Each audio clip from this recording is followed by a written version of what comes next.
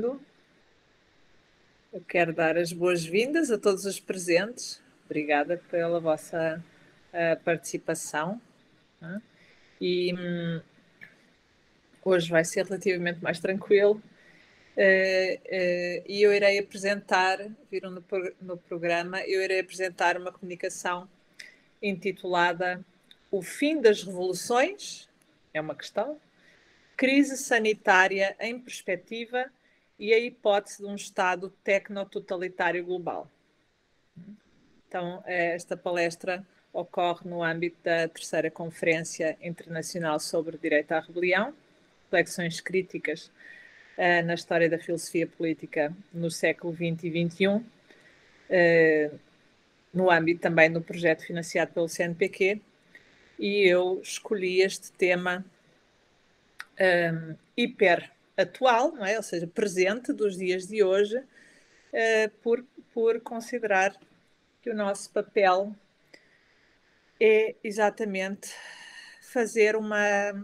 tentar fazer um diagnóstico do presente e, ao mesmo tempo, uma avaliação das teorias e das categorias éticas e políticas que temos à nossa disposição para ver até que ponto é que elas conseguem auxiliar-nos não só no diagnóstico, mas no prognóstico, ou seja, perceber como é que nós nos devemos dirigir em relação aos problemas atuais. Eu passo a ler para ser mais para ficar na linha, não é? Para não me perder nas minhas divagações que são naturais ao espírito humano. E eu começo com uma citação do Husserl, da Crise das Ciências Europeias, a tradução de 2012, página 3 e 4, e Husserl diz-nos assim: mas pode o mundo e a existência humana nele ter, na verdade, um sentido, se as ciências só admitirem como verdadeiro aquilo que é deste modo objetivamente verificável? Se a história não tiver mais nada a ensinar, senão que todas as figuras do mundo espiritual, todos os vínculos de vida que a cada passo mantêm o homem, os ideais, as normas, se formam e voltam a se dissolver como ondas fugazes, que sempre assim foi e será, que a razão sempre terá de se tornar o sem-sentido, a benfeitoria, uma praga? Será que podemos nos satisfazer com isso? Será que podemos viver nesse mundo cujo acontecer histórico não é outra coisa senão um encadeamento interminável de ímpetos ilusórios e amargas decepções? Fim de citação. E eu começo com uma justificativa do título. Observem que eu levanto uma questão. O fim das revoluções? E a palavra fim deve ser entendida em dois sentidos. Por um lado, como final, como conclusão de algo. Por outro lado, como finalidade, como objetivo. No primeiro sentido, supõe-se então que, primeiro, as revoluções no plural são uma realidade e de ordens variadas que precisamos identificar e esclarecer. E, em segundo lugar, que estas revoluções serão concluídas, o que supõe chegar a um estado pós-revolucionário. No segundo sentido, supõe-se que as revoluções, como assim mencionadas, têm uma finalidade específica que está prestes a ser alcançada. Neste sentido, há uma convergência de finalidade no sentido de telos com o final enquanto conclusão. A segunda parte do título sugere que é à luz das revoluções em marcha que devemos interpretar a forma como a aparente crise sanitária global tem sido conduzida e, por outro lado, que esta interpretação pode corroborar a hipótese de que existe uma relação entre o fim e a finalidade com o estado tecnototalitário global. Então, a minha apresentação terá estes dois grandes momentos. O primeiro, a explorar os sentidos e implicações do conceito e das práticas associadas a revoluções e, num segundo momento, perceber como é que a construção da narrativa da pandemia global cumpre um papel estratégico na reorientação geopolítica de justificação e ou superação do papel dos Estados nacionais e, com isto, também a sua submissão a uma nova ordem global que se constrói a partir da negação dos princípios orientadores das democracias contemporâneas ocidentais. Tá? Então, eu depois vou entrar um pouquinho na proposta do Great Reset. Tá?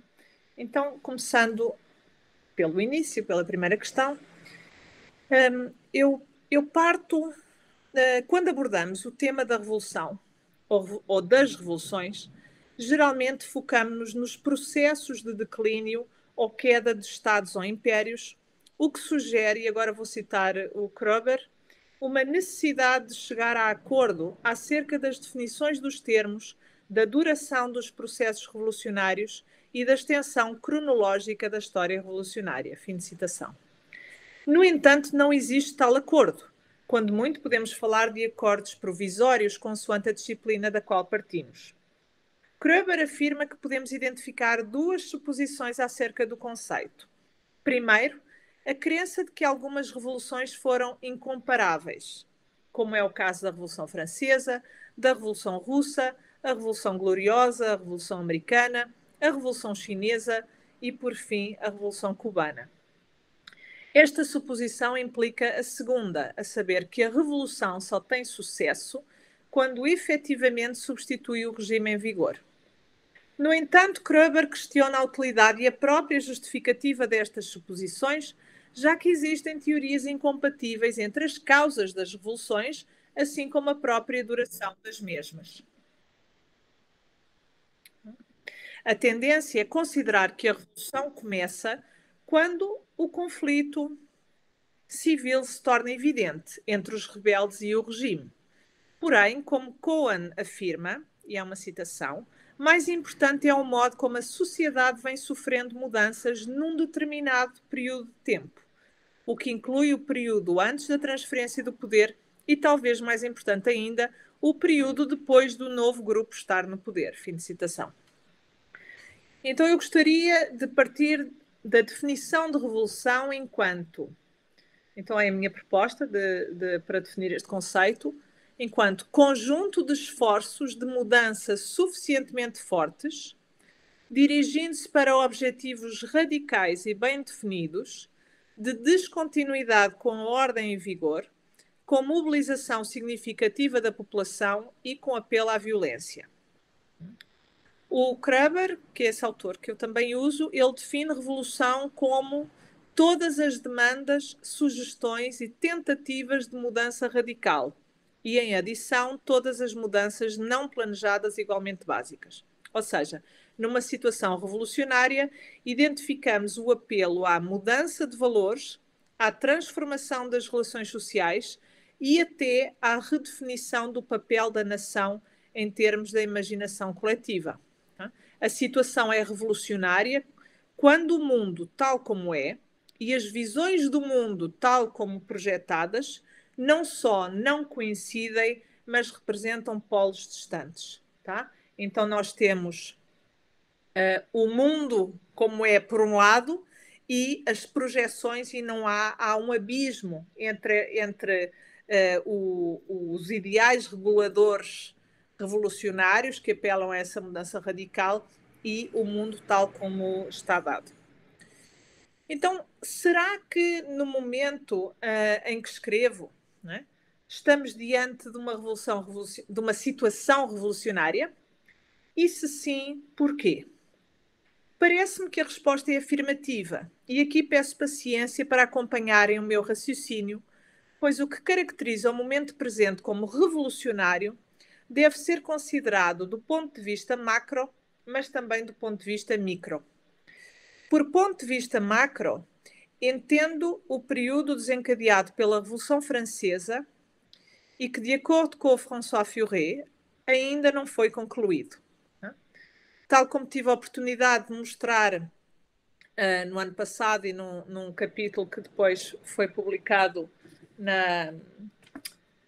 no primeiro volume do Direito à Rebelião, não é? No âmbito também deste projeto, que eu trabalhei o conceito de hostis humani generis e mostrei não é, como este conceito se subverteu ao longo de 3 séculos, na verdade até mais, e como tem um papel político, não é, crucial. Então, aqui a Revolução Francesa representa um marco na história mundial, porque, com efeito, naquele período assistimos a essa subversão de uma constelação de conceitos que nos acompanham até hoje. Exemplifica alguns. Em primeiro lugar, o conceito de república. Né? Inspirados por Rousseau, mas não só, os revolucionários jacobinos, em particular Robespierre, redefine república equiparando-a à democracia, ao mesmo tempo que aposta na igualdade como fundamento da mesma. Né? Mas, historicamente, nós sabemos que a democracia sempre foi considerada a degeneração da república e não seu igual. Né? Enquanto que a república significa o governo de muitos em nome do bem comum, a democracia significa o governo de muitos em interesse próprio. Mas este deslocamento deve ser entendido tendo como pano de fundo, por um lado, a reconceptualização da natureza humana e as virtudes, e, por outro lado, a inversão das prioridades, substituindo o primado da liberdade pelo primado da igualdade. No que diz respeito ao primeiro ponto, os jacobinos partem do postulado de ter uma visão mais otimista da natureza humana, que converge com a universalização da potencial bondade entre os homens, equiparando-os entre si e, com isso, eliminando as fronteiras naturais e históricas sempre existentes entre os homens, aquelas construídas com referência a valores, mérito, talento, entre outros. Isto acontece ao mesmo tempo em que, a partir da desconstrução das virtudes que suportavam a sociedade de classes, Robespierre equipara a pobreza à própria virtude. Ao dar este passo, Robespierre abre o campo para que se exija reconhecimento de todos os humanos, incluindo os pobres, como virtuosos. Ou pior, exigindo o reconhecimento de que a própria pobreza se torna de algum modo critério para virtude. Em segundo lugar, relativamente à relação entre liberdade e igualdade, historicamente estes conceitos também foram mutuamente exclusivos. A democracia ateniense permitia liberdade aos cidadãos porque esta se construía sobre a desigualdade e exclusão da maioria da população. Os filósofos da modernidade, desde Maquiavel, Baudin, Altúcios ou até Hobbes e Locke, partiam da definição da república enquanto forma de governo que visava garantir a liberdade do corpo político diante da possibilidade de ataques externos e, ao mesmo tempo, a liberdade dos seus membros. Os jacobinos, sem referência de república e diante do desafio de criar algo radicalmente novo, reduzem a liberdade à libertação da ordem anterior, ou seja, do ancien regime, e impõem a igualdade entre os homens, mesmo que esta igualdade fosse mera ficção ou figura retórica. A partir deste movimento revolucionário, assistimos ao deslocamento sucessivo das ideias e valores tradicionais, que hoje são considerados conservadores, para o abraço das novas ideologias igualitárias que culminaram nas diversas revoluções do século XX, não só a Revolução Russa e as acima citadas, mas sobretudo o fim das monarquias e a adoção generalizada da forma republicana de governo com as sementes democráticas igualitárias. Exemplo claro disso são as várias ondas de democratização no mundo, desencadeadas na década de 1970, cumprindo a profecia tocquevilliana de que a igualdade de condições veio para ficar. O problema, também por ele anunciado, é que essa promessa de igualdade tinha e terá sempre um custo. Um custo que, a meu ver, é demasiado elevado, pois trata da liberdade, e sem esta o caminho fica livre para que os diversos despotismos avancem sem regra, sem limite e sem fim. Em Despotismos Democráticos, né, o livro que também escrevi e acaba de ser publicado, mostro como estes despotismos avançam. Primeiro, com a desconsideração pela história e pela tradição. Depois, com a desconsideração da realidade factual. Por fim, com a relativização absoluta da verdade e com a igualização brutal entre os seres humanos. E por brutal, entendo o peso esmagador de torná-los objeto único de controle, a famosa população que Foucault já havia dado conta ao captar a mudança do paradigma político da soberania e Estado-nação à entrada na era da biopolítica. Mas agora essa população é global, o que exige que as novas ou melhoradas técnicas de controle transcendam seus níveis locais e alcancem extensão e profundidade sem precedentes históricos. Uma vez garantidas as condições necessárias para que a revolução global se materialize, é preciso sustentar suas condições específicas e suficientes, ou seja, é preciso que haja um alinhamento entre a dimensão macro, o que a minha hipótese é que é este projeto de um tecno-autoritarismo ou de um tecno-totalitarismo global, e a dimensão micro, que é um projeto de reduzir as democracias, ou pelo menos seus ideais reguladores, a materializações de poder arbitrário, despótico e, portanto, ilegítimo. Antes de entrar na relação dos fins macro e micro, vejamos os meios acima mencionados.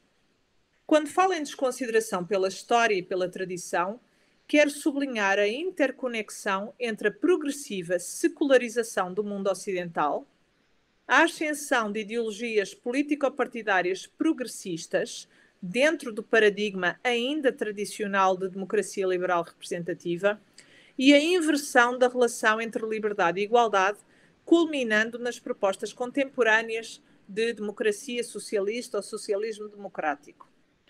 Obviamente, estas mudanças foram propiciadas pelo ênfase em narrativas ou teorias académicas inicialmente periféricas, que, em primeiro lugar, inspiradas pela teoria crítica de Horkheimer e Adorno, se metamorfosearam em críticas radicais ao capitalismo, à sociedade do espetáculo e ao neoliberalismo. Isso se traduziu posteriormente numa proposta generalizada de desconstrução da própria tradição ocidental, vendo nela a fonte dos pecados originais, isto é, da desigualdade entre os homens. Essa desconstrução, paradoxalmente, só foi possível porque foi feito um resgate, mesmo que ficcional, das mesmas categorias que eram criticadas e vistas como meios de opressão, começando pelas categorias de raça e de género. Como o pensamento e sua expressão requer a linguagem, a desconstrução passaria necessariamente por ela e por todas as obras literárias que remetessem agora ao passado sombrio. Mas sombrio em relação a quê? Perguntam. A sombra revela o alvo a atacar. Todos os valores, memórias, preconceitos sobre os quais os indivíduos, suas famílias e nações construíram uma noção de identidade coletiva, de grupo e de nação. O objetivo do ataque é eliminar as sombras, porém, ao fazer isso, eliminam com elas a realidade. Assim entramos no segundo ponto, que é a desconsideração pelo real. A revolução digital, trazida inicialmente pela internet e, num segundo momento, pelas redes sociais, ofereceu condições materiais para repensar o estatuto da realidade. E, mais precisamente, a ligação entre a realidade e a atribuição de sentido. Tendo como horizonte essa desconstrução crítica que visa superar, alegadamente, todas as formas de injustiça social, conceito simultaneamente óbvio e difícil de definir sem entrar rapidamente em contradições ou posições insustentáveis, o mundo virtual, que é apenas ilusão de mundo, porque ele é privado, na medida em que tem donos, se tornou um mundo paralelo, com uma vantagem inegável sobre a realidade. Enquanto que a realidade é esse conjunto de factos com os quais nos deparamos coletivamente e que funcionam como limite de bom senso acerca dos modos que o mundo, o nosso mundo, pode tomar, remetendo a questão da transformação social a uma matéria de responsabilização individual e coletiva, o mundo virtual permite repensar o estatuto dos factos e reafirmar a igualdade radical entre todos os participantes, na medida em que todos podem criar o mundo à sua própria imagem. Hannah Arendt dizia que a mentira era característica humana por excelência, não só a possibilidade de negar o que é, mas de imaginar algo independentemente do seu grau de desejabilidade ou até numa esfera menor de execuibilidade. Nessa nova esfera em que todos almejam ser vistos e reconhecidos pelo próximo, As relações humanas são estruturalmente mediadas pela tecnologia.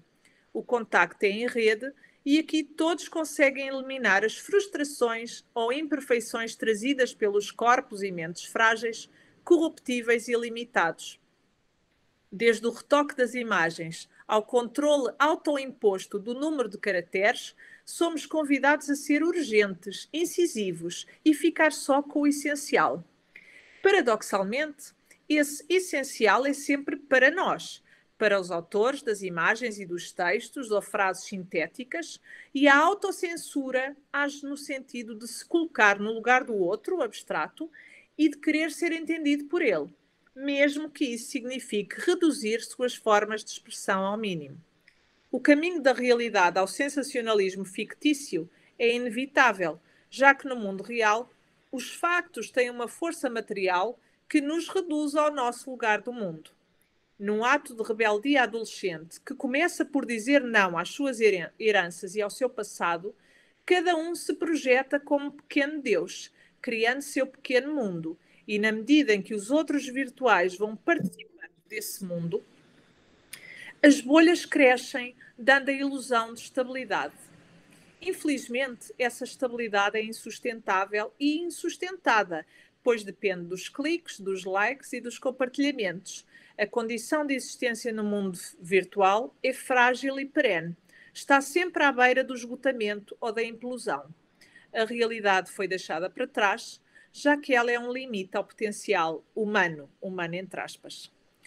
Inevitavelmente, o abandono da realidade traduz-se no abandono e enterro de verdade, e com ela de todas as referências comuns, e eu sublinho comuns. O comum é substituído pelo fabricado na rede. As metodologias científicas, seus avanços e seus percalços passam pelo crivo de todos que exercem seu poder de clique, de censura ou de cancelamento. As bolhas tornam-se vitoriosas quando seus membros se desvinculam praticamente do real e passam a ver no virtual a única esfera capaz de atribuir sentido à existência de cada um. Os donos dos meios de comunicação e das plataformas sociais tornam-se donos da realidade e da verdade, estabelecendo critérios de determinação do verdadeiro e do falso a partir do seu enviesamento ideológico e suas convicções pessoais, mas que, graças às bolhas, aparecem com pretensão universal. Os meios estão dados para que haja uma progressiva uniformização do pensamento e de atitudes práticas. A chantagem de que só ficas se aceitares, se te calares ou se falares de acordo com o novo status quo. Esses donos, encarnados nas políticas de privacidade, de utilização ou de conduta, orientam as condutas sem que ninguém dê por isso. Esse poder Foucaultiano é agora estendido não só a algumas nações, mas a todos os humanos à escala global. E lembremos-nos que há mais de 5,5 bilhões de pessoas que utilizam e que estão nas redes. A população, que antes era objeto de controle nacional, expande-se e engloba todos. Nada nem ninguém fica de fora. Graças às redes é possível impor narrativas à escala global, como se a espécie humana fosse objeto de um único potencial governo.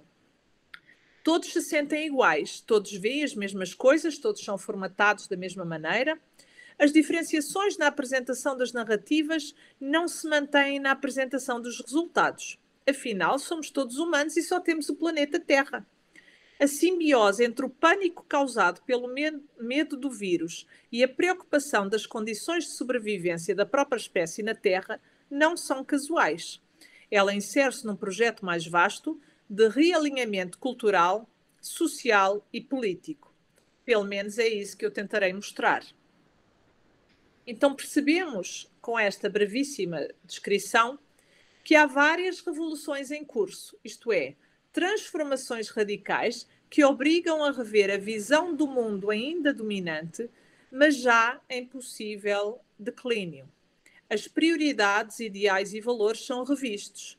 O horizonte do nosso imaginário coletivo é simultaneamente ampliado e afunilado.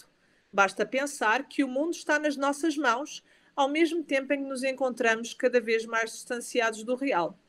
As referências concretas são progressivamente substituídas por gostos ou preferências pessoais, estrategicamente construídas a partir da privatização do agora, mas agora mascaradas de narrativas com pretensões universalistas. Parece-me que os meios estão dados para que as revoluções se materializem. Mas que fins possíveis são estes?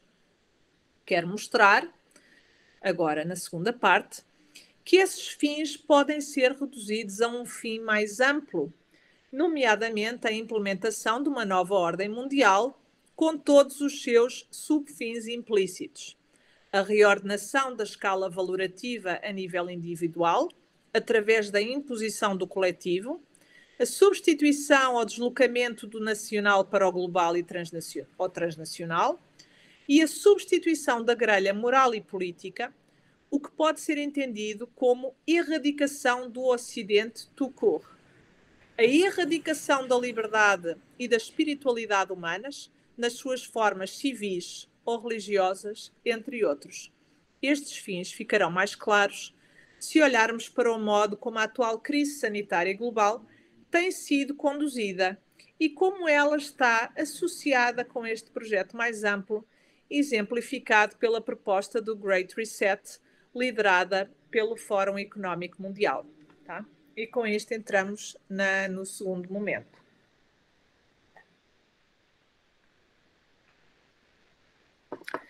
O ano de 2020 representa já um marco na história, pois impactou o nosso modo de vida em vários aspectos e esse impacto ainda está em curso, ou seja, as mudanças comportamentais e espirituais desencadeadas pela ameaça de um vírus invisível à escala global estão sendo implementadas, quer a nível do processo de constituição da subjetividade e do relacionamento com os outros, quer a nível laboral, reconfigurando as relações de trabalho e os seus meios, quer a nível da biologização da existência humana e do reforço da Zoe sobre bios, não é? Naquele sentido de bios como vida qualificada que está sendo substituída apenas pela vida biológica, não é? Pela sobrevivência.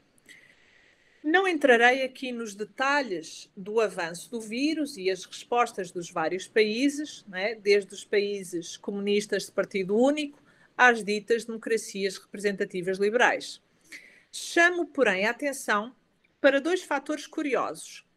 Em primeiro lugar, a predisposição da maioria dos países para coordenar esforços no combate ao inimigo viral, independentemente do regime político em vigor e da tradição de direitos individuais ou falta dela. Esta foi a primeira vez na história da humanidade em que este teste de resposta global encontrou as condições necessárias à sua execução. Em grande parte, isso se deveu à existência consolidada das organizações internacionais que, se até então orientavam discretamente as condutas nacionais via alinhamento ideológico, pela adesão a pautas e metas, agora se tornam protagonistas por sua natureza transnacional, exatamente por não terem de limitar-se às restrições das democracias representativas, observando-se, nesse sentido, uma tentativa para que todos os países reconhecessem a autoridade pseudo-moral das mesmas. Torna-se evidente que esta coordenação deveria ser dupla. Por um lado, de proposição de medidas a serem adotadas a diferentes escalas, e, por outro lado, de aparência ou pretensão de legitimidade dessas medidas propostas através de campanhas de marketing com aparência de jornalismo. É inegável que a mídia desempenhou um papel fundamental na veiculação das mensagens consideradas relevantes no contexto. Em menos de um ano, conseguiu-se a proeza de desenvolver várias vacinas para o vírus, né? Da Pfizer, a AstraZeneca, a Moderna, a Janssen, a Sinovac, a Sinopharm, etc. Sem querer falar dos ganhos gigantescos que algumas destas corporações tiveram, é preciso reconhecer que o vírus desempenhou um papel crucial para reconfigurar os mercados financeiros através da intervenção explícita e cada vez maior e mais acelerada dos Estados nacionais, nomeadamente com a impressão de dinheiro fiat sem precedentes. Como exemplo, basta pensar nos Estados Unidos que, desde 2020 até ao momento em que eu escrevi esta apresentação, imprimiram mais de 40% das notas existentes, desde a sua criação em 1785. 40% dos dólares em circulação foram impressos no último ano. Ou a decisão do Banco Central Europeu, que injetou 750 bilhões de euros como programa de emergência pandémica. O governo brasileiro também não foi exceção e apostou no maior programa de transferência de renda da história, totalizando quase 300 bilhões de reais, entre outros. As medidas de compensação económica vieram com uma condição na maioria desses países, a saber, de adotar uma postura de distanciamento social, lockdown, fechamento de economia, fechamento do ensino, entre outros. O realinhamento das condutas aparecia e projetava-se como imperativo, com grande aparência de consenso global, desconsiderando as especificidades locais e regionais ou abraçando de forma flagrante a dicotomia entre teoria e prática, discurso e realidade. No Brasil, observamos as cisões institucionais e violação da separação de poderes, quando, em reação a propostas do Governo Federal, o Supremo Tribunal Federal adota uma posição de ativismo judicial, interferindo em mais de 120 propostas da União, culminando na revisão interpretativa da própria Constituição Federal e transferindo o poder que antes era delegado à União, inclusive do Ministério da Saúde, para os Estados. Poderíamos levantar inúmeras questões acerca da legitimidade de uma série de medidas tomadas e forçadas por Estados, municípios e países, com a atual tendência de adoção de medidas tirânicas, querendo impor passaportes sanitários às populações. A biopolítica aparece em todo o seu esplendor. Os indivíduos são extirpados de seus direitos de cidadania em nome da manutenção da vida biológica do corpo populacional como um todo. Porém, se a pandemia desvelou as tendências totalitárias que estavam escondidas, mas à espreita nas democracias, ela revelou simultaneamente os paradoxos às quais as democracias necessariamente conduzem e, apesar disso, forçou os indivíduos a posicionarem-se moral e politicamente diante da nova realidade que está sendo produzida. Poderíamos dizer, mas manter a vida do corpo político não tem nada de errado nisso. Afinal, a possibilidade de uma vida qualificada só se materializa quando as condições necessárias de sobrevivência são satisfeitas. Mas e se a vida biológica for apenas a aparência de um projeto mais vasto que nada tem a ver com saúde pública? Alguns dirão que essa hipótese revela uma predisposição, se não mesmo uma adesão, a um tipo de teoria conspiratória. E se essa teoria conspiratória não for apenas teoria, mas um conjunto de práticas já em marcha, com discursos e justificativas prontas e já difundidas a escala global? A exploração desta hipótese deve seguir um duplo caminho. Em primeiro lugar, tentar compreender com que vírus estamos lidando para, num segundo momento, identificar as medidas que estão sendo adotadas para contê-lo ou para conviver com ele, assim como perceber se estas medidas estão dentro do horizonte da legitimidade democrática, no sentido em que a adesão a normas deve ser reconhecida como legítima e não como imposição de vontades arbitrárias que violam os direitos de cidadania. E, em segundo lugar, devemos clarificar a relação entre a imposição ou a adesão a normas partilhadas por vários países e a adesão a um discurso que reflete escancaradamente a aposta na redefinição do mundo tal como o entendemos hoje, obrigando a repensar as relações políticas, culturais e ambientais à escala global. Então entramos na questão do novo inimigo biológico e esse primeiro passo ou caminho para o Great Reset. Diante do cenário da pandemia global, deveríamos, primeiro, compreender o vírus em causa e suas variantes. Segundo, perguntar se a vacina é desejável, isto é, se é a melhor opção de prevenção de doença ou se há alternativas. Terceiro, perguntar quão seguras são as vacinas. Quarto, perguntar quão eficazes são as vacinas. Quinto, perguntar quais os riscos da contração da doença a curto, médio e longo prazo. Sexto, Em caso de defesa de vacina, quem deve tomá-la, quais os critérios e condições. 7º, perguntar-se de que modo os juízos estão sendo feitos e impostos sobre as populações. 8º, desvelar a relação entre saúde pública, interesses económicos de grupos específicos, corrupção e o próprio papel da mídia. Brett Weinstein e Heather Heying, ambos doutorados em Biologia, discutem online estas questões, começando por apontar o óbvio, a saber que a forma como as vacinas têm sido vendidas para o público e para os governos vai no sentido de afirmar que as taxas de sucesso são elevadas, embora variáveis. Mas como interpretar este sucesso? Efetivamente, não temos ainda dados que nos permitam afirmar isto, a não ser que coloquemos o sucesso como mera sobrevivência, independentemente da vida qualificada. Afirmar que os benefícios superam os riscos, como nos dizem os dirigentes das agências de saúde, é induzir em erro, simplesmente porque nós não temos como saber.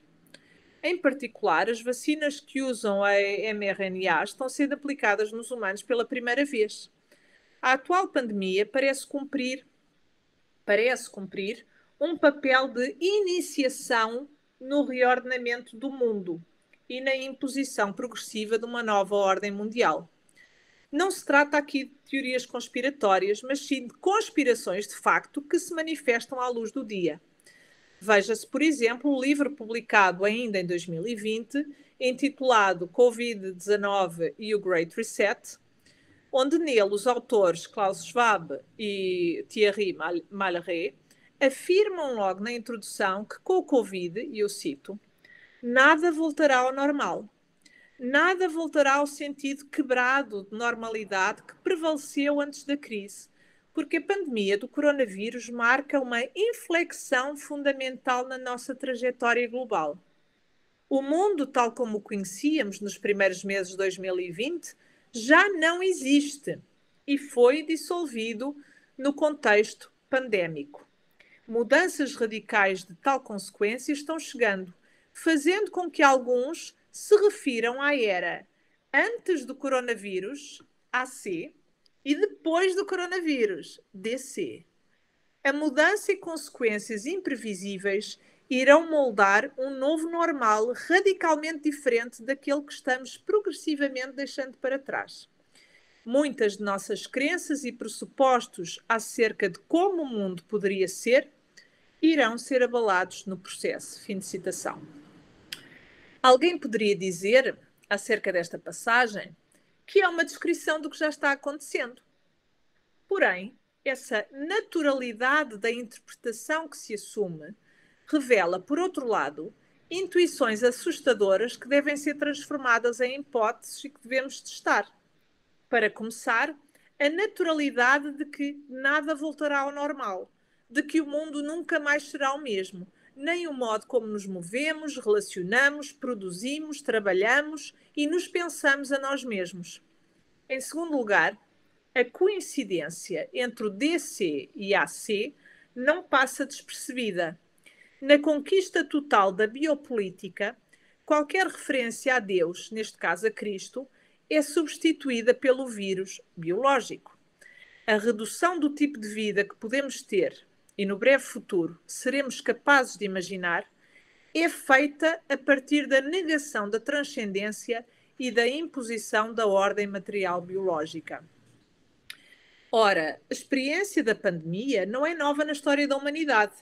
E tendo em vista os impactos de eventos passados, desde a pandemia de 1918 até ao 11 de setembro e o desenrolar do novo paradigma da guerra ao terror, às crises financeiras de 2008 que ecoam até hoje, poderíamos sentir-nos relativamente seguros quanto à certeza de que as proporções do impacto, em mortes, por exemplo, seriam exponencialmente menores. Então, o que há de distinto nos dias que estamos vivendo? A sensação é de guerra, mas uma guerra que tem um inimigo comum a todos os seres humanos e que é invisível. Terá sido a Covid-19 um evento de cisne negro, nas palavras de Nassim Taleb, ou pelo contrário, um evento de cisne branco, que enquanto tal pode representar apenas uma tendência natural ou programada e cada vez mais recorrente de eventos, mesmo se suas consequências são imprevisíveis. Inspirado por Bill Gates, que anunciava nos últimos anos a inevitabilidade das pandemias e que, curiosamente, tem sido tema de filmes de Hollywood recorrentes, o Schwab considera que devemos aproveitar o evento Covid-19 para acelerar o Great Reset. O Great Reset, que nada mais é do que a reconfiguração de todo o sistema global a partir de novas premissas, tem como finalidade uma nova ordem mundial. A concretização das pretensões revolucionárias desta proposta depende, em primeiro lugar, da eliminação ou superação das premissas que até hoje constituem nosso imaginário coletivo ocidental. A postulação da transcendência e seu desdobramento na ordem moral, via religião, tradição judaico-cristã, e na ordem racional, via filosofia desde a antiguidade grega. Então, a superação disto, tá? Da transcendência. A superação da postulação dos direitos e liberdades fundamentais que partem do reconhecimento anterior de que somos ou criados à imagem de Deus ou seres racionais, que é essa a justificativa, não é? Quando nós voltamos aos gregos sobretudo pensando no Aristóteles, não é? que pensa a finalidade do ser humano e que o distingue de todos os outros seres, a finalidade encontra-se no seu propósito racional, no facto de que aquilo que nos distingue e que nos diferencia, e, portanto, que é a própria condição de possibilidade da vida qualificada, é a razão. A postulação de que há uma relação essencial entre liberdades individuais e liberdade coletiva, materializada na adoção do modelo democrático liberal. Então, lembremos, também discutimos nos últimos dias, o modelo republicano kantiano. O Kant só faz a distinção entre Estado despótico e Estado republicano, e o republicano é o único capaz de garantir essa ideia da razão, que é a ideia da liberdade. Estas premissas, que constituem ainda o nosso imaginário coletivo ocidental, devem ser substituídas por outras. Redefinição da biopolítica à escala global, onde o instinto natural de transcendência é substituído pelo apelo à Mãe Terra. Substituição do primado do ideal de liberdade pela materialidade da igualdade entre os homens. Superação das democracias locais e substituição pelo governo global. Superação do sistema económico capitalista e substituição por um novo tipo de sistema para o qual ainda não temos nome. Vejamos. No início da obra, Schwab afirma que a Covid-19 acelerou o processo de inovação tecnológica, nomeadamente com a inteligência artificial, e que isso resultará na perda de milhões de postos de emprego no mundo.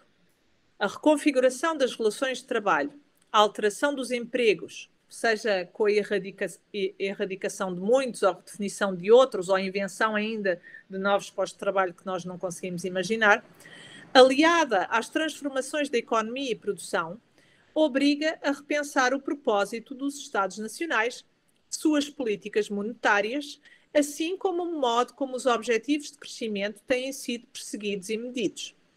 Curiosamente, tomando o exemplo da Nova Zelândia, que persegue os novos programas sociais, o Schwab afirma: "Several institutions and organizations, ranging from cities to the European Commission, are reflecting on options that would sustain future economic activity at a level that matches the satisfaction of our material needs with the respect of our planetary boundaries." Ou seja, há aqui três elementos que se destacam: a referência à atividade económica e o deslocamento para pensar a atividade económica tendo como objetivo a satisfação das nossas necessidades materiais e incluindo o respeito pelas fronteiras planetárias.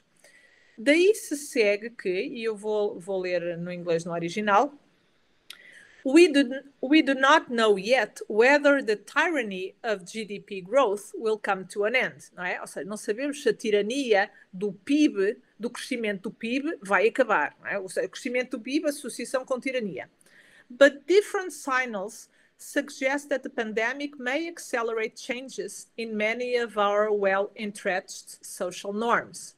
Então, assim, a pandemia vai acelerar mudanças nas normas sociais, que é aquela cola invisível que sustenta todo o edifício. E ele continua. If we collectively recognize that beyond a certain level of wealth, defined by GDP per capita, happiness depends more on intangible factors, such as accessible healthcare and a robust social fabric than on material consumption, then values as different as the respect for the environment, responsible eating, empathy, or generosity may gain ground and progressively come to characterize the new social norms. Então, se nós reconhecermos coletivamente que a felicidade depende de fatores intangíveis, como acesso à saúde, uma fábrica social robusta, não é, que não se reduza ao consumo, não é? E outros valores, não é? Valores de respeito pelo ambiente, alimentação responsável, empatia e generosidade, então nós podemos criar estas novas normas sociais. Ora, o slogan que nos acompanha desde a Revolução Industrial e que está intrinsecamente ligado à consolidação do capitalismo, à expansão do modelo de livre mercado e ao desenvolvimento da democracia, não é? A saber de que o trabalho e esforço individual geram prosperidade e felicidade, traduzido nas próprias tradições do liberalismo e suas variantes, seja mais democrática, social ou republicana, deve ser revisto no contexto da quarta revolução, onde as tecnologias digitais assumem papel protagonista. É preciso, com isso, redefinir os sentidos de felicidade, já que no contexto do capitalismo avançado, que é também o capitalismo de vigilância e controle, a relação entre trabalho, salário e prosperidade foi cortada.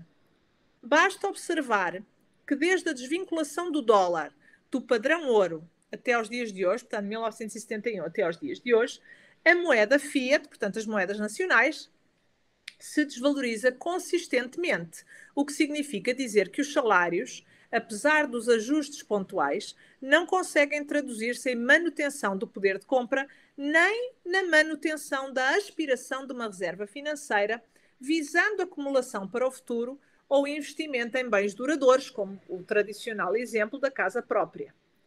A expansão das democracias ocidentais através das políticas públicas assentes na crescente adesão e predomínio de uma ideologia igualitária, em detrimento de uma ideologia liberal ou libertária, geraram um aumento desproporcional de indivíduos com mais qualificação no mercado de trabalho, via facilitação nos acessos à educação superior, ao mesmo tempo que este se viu incapaz de absorver o capital humano disponível.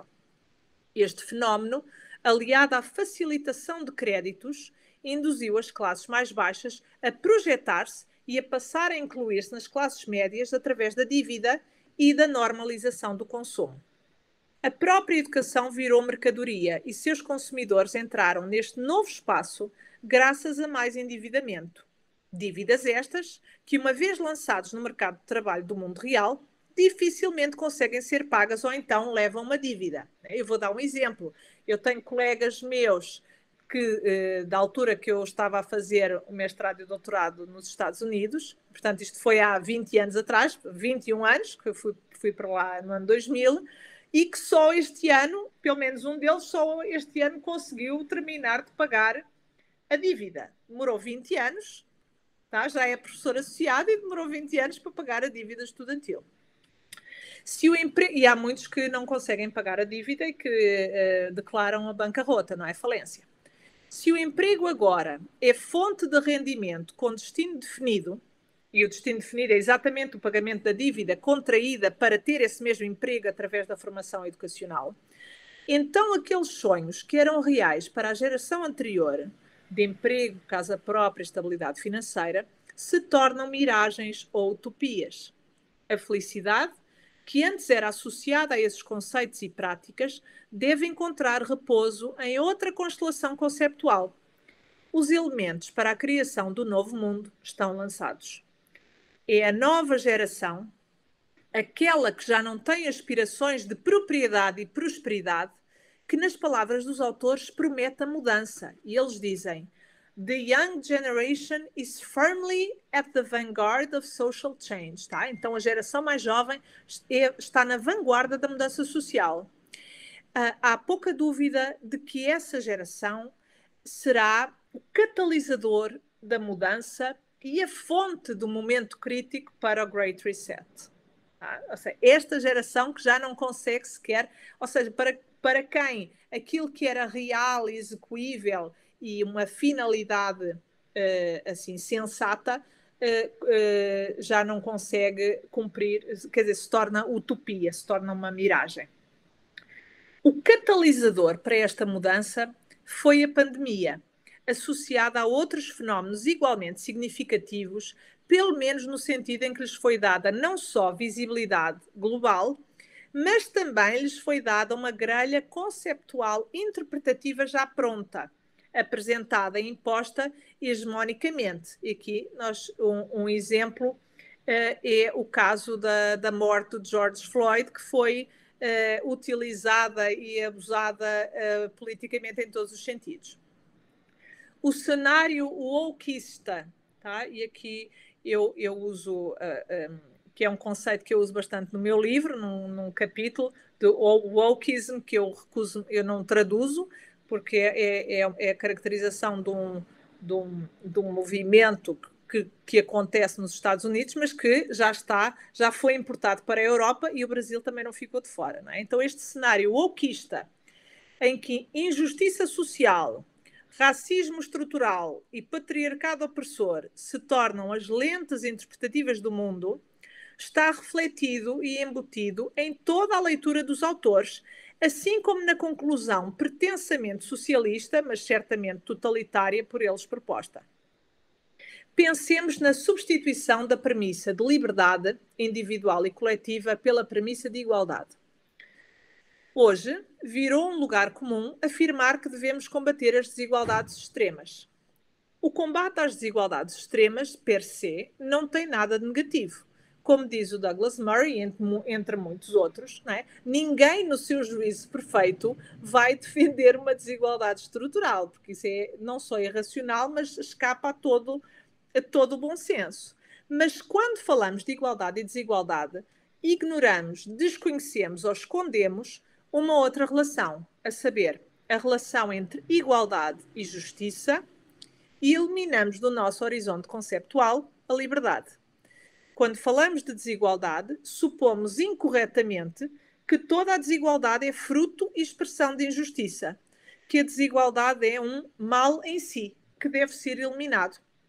Assim, a adesão irrefletida à ideologia da justiça social contamina a nossa percepção e compreensão das igualdades e desigualdades do mundo, traduzindo-se, por um lado, num sentimento e experiência subjetiva de culpa e, por outro lado, num sentimento e experiência subjetiva e coletiva de busca de punição moral, legal e política. Esta crise da desigualdade estrutural culmina na adoção de um novo paradigma que erradica as causas maléficas dessa mesma desigualdade. E que causas maléficas são essas? Aparentemente, a propriedade privada, que é a base de sustentação do sistema capitalista de produção. Como virou o slogan do Fórum Económico Mundial em Davos, não terás nada e serás feliz. O objetivo é, em 2030, estarmos nesta condição. Não terás nada e serás feliz. Mas o que significa isto? Desde Marx, a propriedade privada tem sido demonizada e identificada como a raiz de todos os males. Da alienação individual, da exploração do proletariado, da luta de classes e opressão da burguesia, do Estado Nacional como superestrutura de opressão, etc. Aquela propriedade privada que, para Locke, era tradução literal de um direito natural a si mesmo, à sua pessoa, enquanto liberdade, é reduzida por Marx a instrumento ideológico e prático de uma lógica de dominação global. Para isso, defendia o autor, era preciso abolir a propriedade privada e abolir o Estado, colocando em vez dele uma ditadura do proletariado provisória até que o comunismo fosse realizável no mundo. Esta narrativa mascarada de pseudociência sob o mantra do materialismo histórico, em que a dialética se resume à exaltação de todas as contradições como elementos necessários à transformação social, tem acompanhado o imaginário coletivo até aos dias de hoje, tendo-se infiltrado nas democracias liberais através de seus partidos de esquerda com viés social, culminando nas agendas de socialismo democrático, hoje em voga em muitos países. Né? E basta ver o extremismo a que o Partido Democrata americano foi conduzido nos últimos anos. Quer dizer, o Partido Democrata hoje é absolutamente irreconhecível com o que era há 50 anos atrás. Ora, a premissa subjacente ao Great Reset é que devemos aproveitar a ocasião dada ou criada pelo Covid-19 para repensar o pacto social. E com isto, o modo como concebemos o sistema global capitalista, a relação com o planeta e as prioridades económicas e financeiras. Lembremos-nos que a tradição contratualista do Pacto Social nasce como justificativa para a formação e consolidação do Estado moderno. Foi esta ficção que permitiu dissociar a esfera política da esfera religiosa, por um lado, e criar a base para um sistema legal e económico nacional, por outro. O Pacto Social tem sido a ficção por excelência que permite não só justificar a necessidade do Estado Civil, mas também legitimar sua ordem a partir de uma referência a primeiros princípios ou postulados. Que princípios são esses? A crença nessa igualdade e liberdade naturais dos seres humanos. Foi esta mesma crença que orientou o processo de garantia dos direitos fundamentais, transcritos nas cartas magnas dos países, e que forneceu as bases para o movimento do esclarecimento, assim como das revoluções modernas, a americana e a francesa, embora em estilos diferentes. A defesa dos direitos fundamentais estava necessariamente vinculada à existência da soberania nacional, pois foi exatamente esse conceito da soberania que permitiu imaginar a união simbólica do corpo político para além de suas fronteiras terrestres demarcadas. Como diria Arendt, só o vínculo com a nação, isto é, com o reconhecimento de cada um enquanto cidadão de um país, permitia garantir efetivamente a existência prática desses direitos. A expansão mundial das democracias visava, inicialmente, promover a expansão dos direitos de primeira, segunda e terceira ordem, pois se acreditava, na década de 70 do século passado, que existia uma correlação entre democracia, paz e prosperidade, onde o capitalismo cumpria a função primordial e era um meio para esses fins. A liberdade económica era condição necessária para o progresso e prosperidade, não só individual, mas coletiva. A China, porém, veio quebrar o paradigma conceptual, mostrando que era possível ter um sistema ditatorial de partido único com o capitalismo. Ou seja, era possível ter prosperidade e progresso sem garantia nem reconhecimento de direitos fundamentais.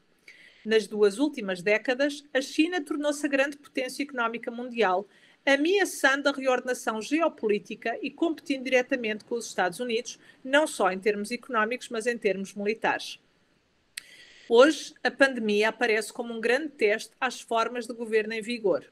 E os governos democráticos não passaram nesse teste, ou seja, dificilmente conseguiram assumir um papel determinante na condução e reação do Estado à exceção trazida pela ameaça biológica com a manutenção e garantia dos direitos fundamentais.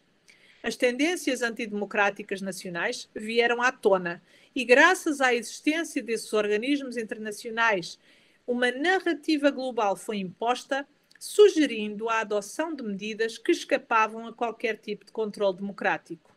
Com isto, e retomando a sugestão de Schwab, introduz-se a ideia de que o pacto social fictício, que funcionava como cola invisível em cada sociedade nacional, precisa ser revisto e refundado.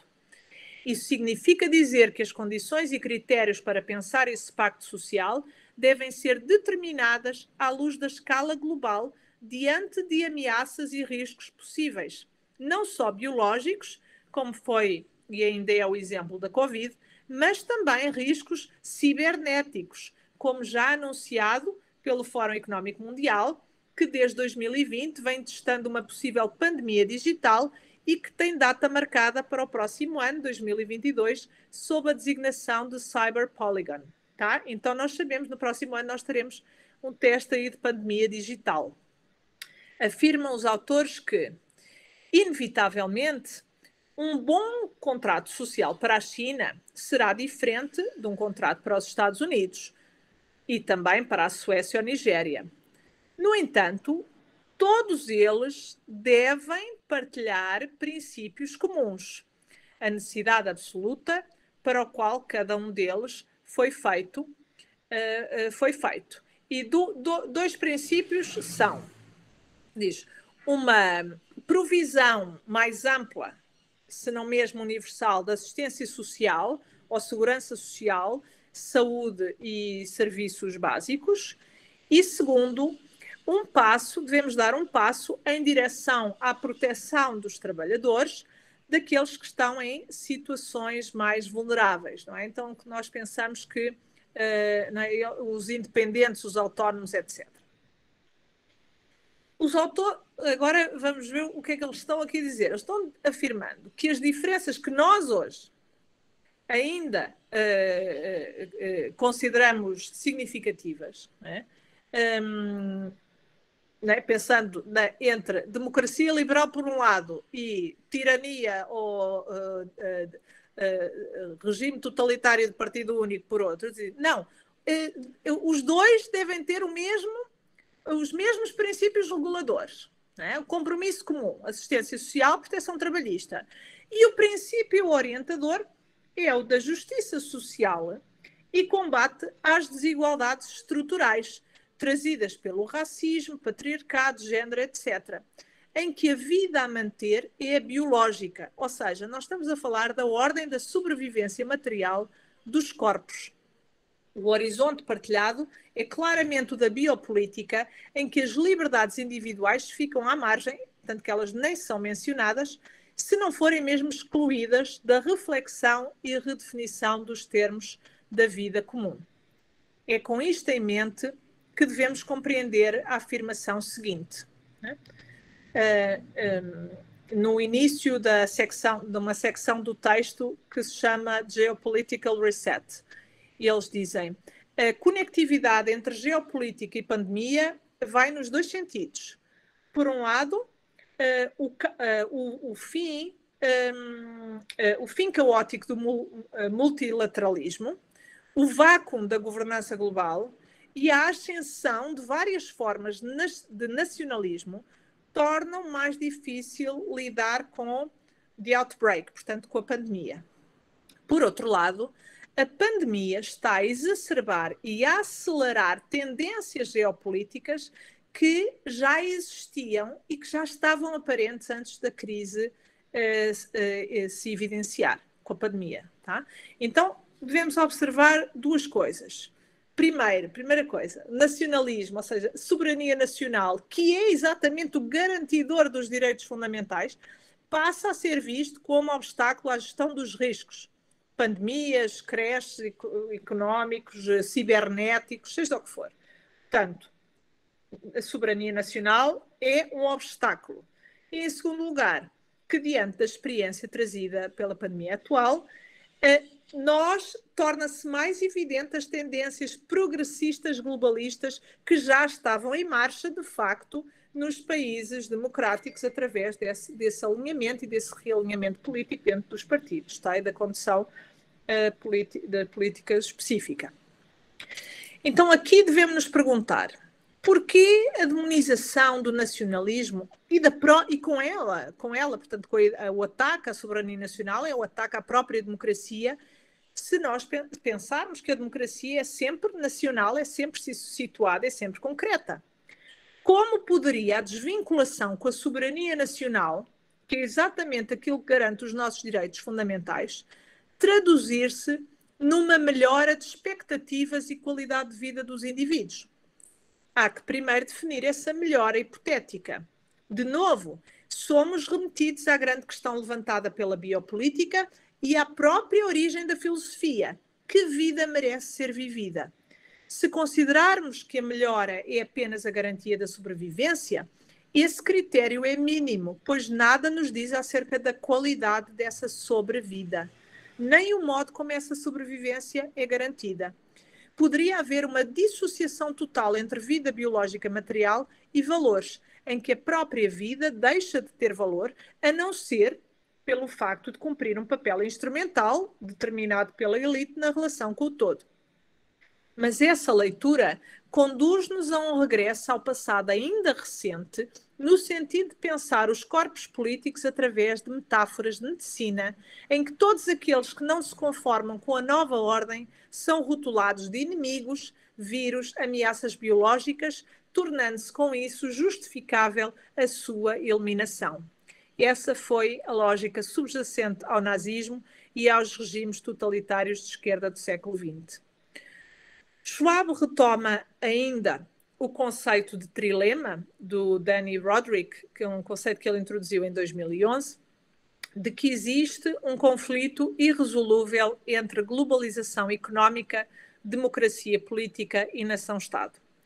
O autor afirma que apenas 2 destes conceitos são reconciliáveis, mas nunca os 3 em simultâneo. Por exemplo, democracia política e nação-Estado são compatíveis entre si, mas isso implica a limitação da expansão globalista. Da mesma forma que nação-Estado e globalização são compatíveis entre si, mas isso implica a superação do regime democrático nacional.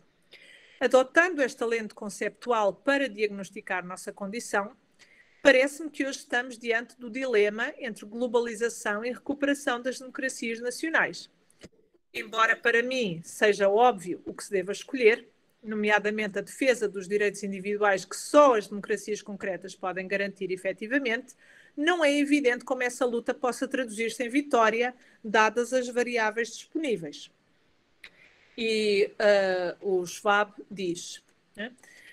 in the coming years, it seems inevitable that some deglobalization will happen, spurred by the rise of nationalism and greater international fragmentation. Tá? Então ele diz, parece que alguma tendência de desglobalização vai acontecer porque nós estamos, de facto, a identificar a emergência de não é, o reacender dos nacionalismos e de alguma fragmentação internacional.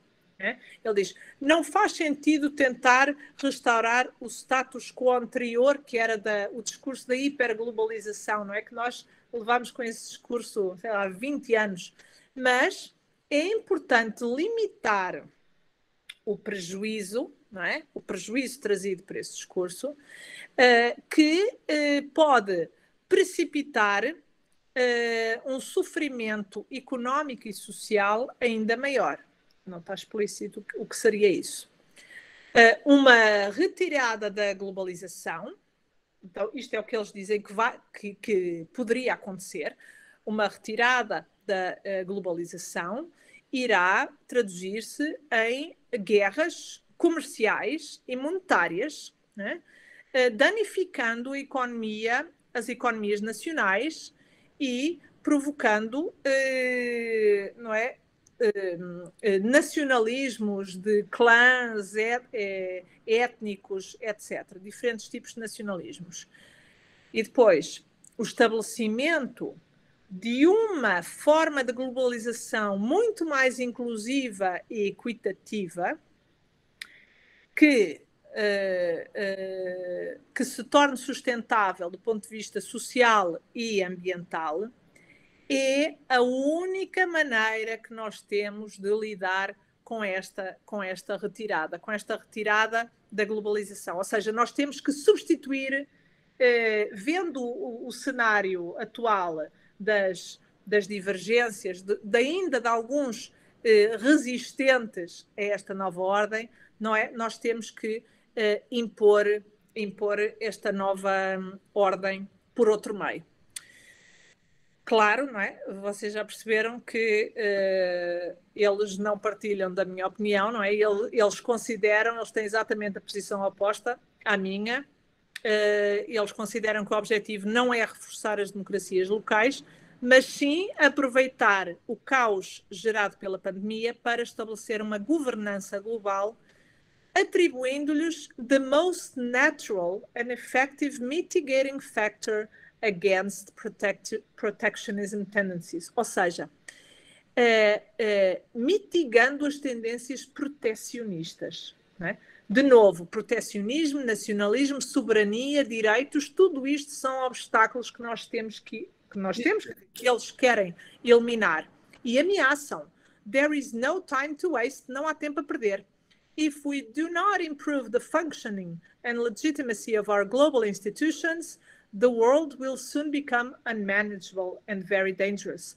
That there cannot be a lasting recovery without a global strategic framework of governance. Ele diz, não, isto é muito perigoso, né? Isto vai ser muito, não temos tempo a perder, nós precisamos estabelecer aqui uma governança global estratégica e eliminar todos estes riscos associados às democracias nacionais. Né? Então, esta governança estratégica coincide, isto é o que eu tentei mostrar, coincide com a minha hipótese inicial de que o fim da revolução ou das várias revoluções em curso é este Estado tecnototalitário global. E agora, já aproximando no fim, tem uma outra citação, mas eu acho que eu até vou saltar esta, em que o Schwab diz de novo, fala de novo da necessidade de ter uma governança global efetiva e que para isso nós temos que erradicar o nacionalismo e as posturas isolacionistas, proteccionistas, porque elas são uma ameaça muito grande a este projeto que eles têm. Diz assim, parece que ninguém manda nisto, não é? Ou seja, enquanto ainda houver resquícios de autonomia nacional, o nosso plano não se materializa. E eles fazem isso recorrendo a um conjunto de... Estou quase a terminar, Wanderson. A um conjunto de categorias e de referências, né? Os atores transnacionais, nós precisamos de atores tradicionais que façam esta transição, porque nós estamos a lidar com problemas globais, temos que erradicar as nações-Estado para implementar uma governança global efetiva e, portanto, para pensar essa nova ordem. Né?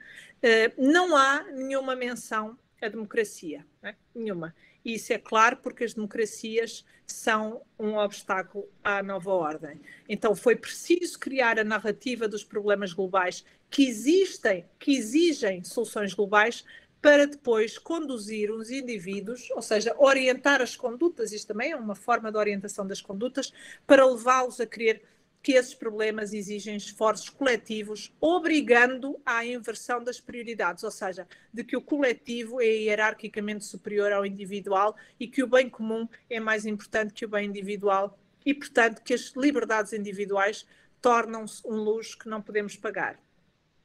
Mas quem decide quais são esses problemas globais? E quando se observa a construção nas últimas décadas da narrativa da mudança climática, por exemplo, percebe-se que esta causa global serve como instrumento direto de ataque às soberanias nacionais. E quem são estes atores transnacionais que estão por detrás destas narrativas dominantes? Além disso, o que tornaria uma governança global efetiva? Qual o papel dos Estados nacionais, se é que eles têm algum papel? Então, eu não vou entrar agora, porque já me alonguei bastante, até demorei mais tempo do que previa. Não vou entrar nas estratégias de construção e de manutenção dessas narrativas globais. Esse é o meu projeto para o próximo ano, mas eu só queria apontar que nós estamos, de facto, num período de aparente transição radical de modo de vida, não necessariamente humano, no sentido moral, mas que por ainda não ter sido efetivada de facto, revela que ainda temos condições para impedir, resistir e inclusive mudar o que já é tomado por certo por alguns. Né?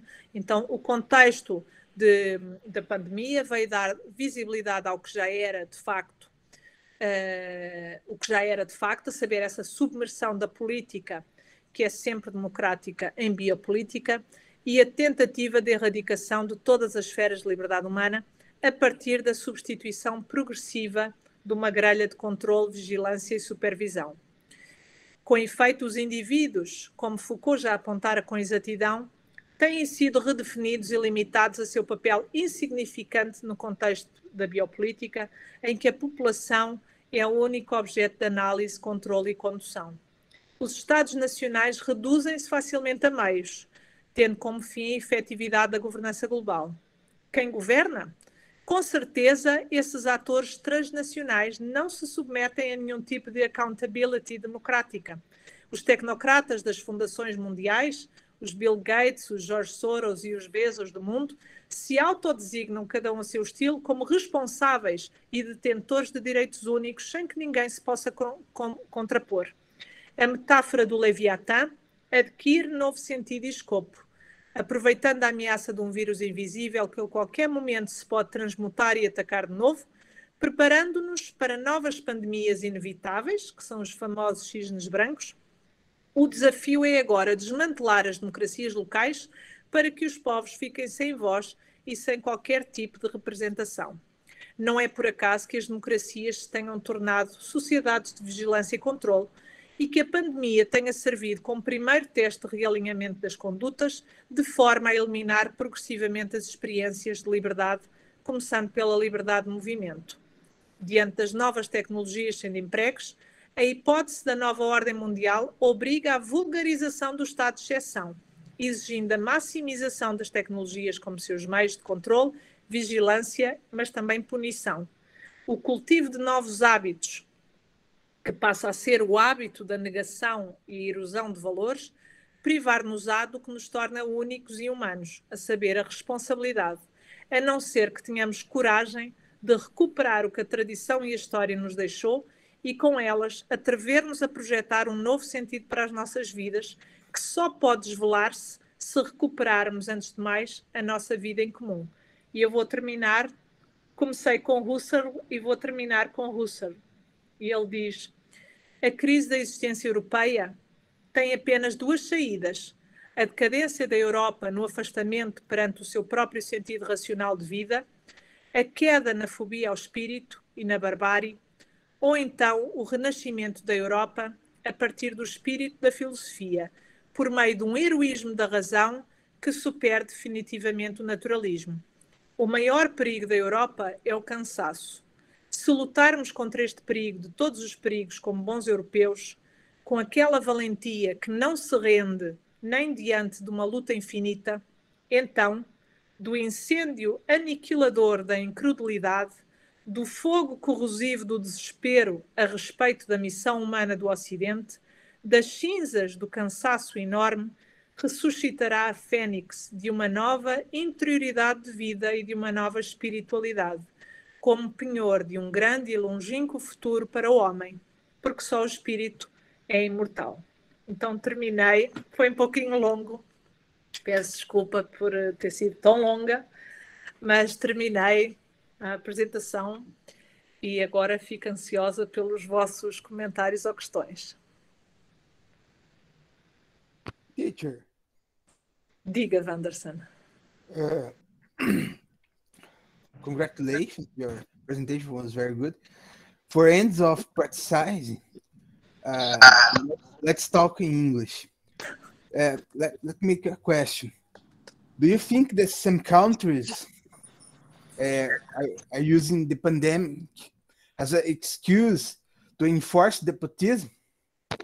Oh, yes, absolutely. Completamente. A pandemia está sendo instrumentalizada para isso.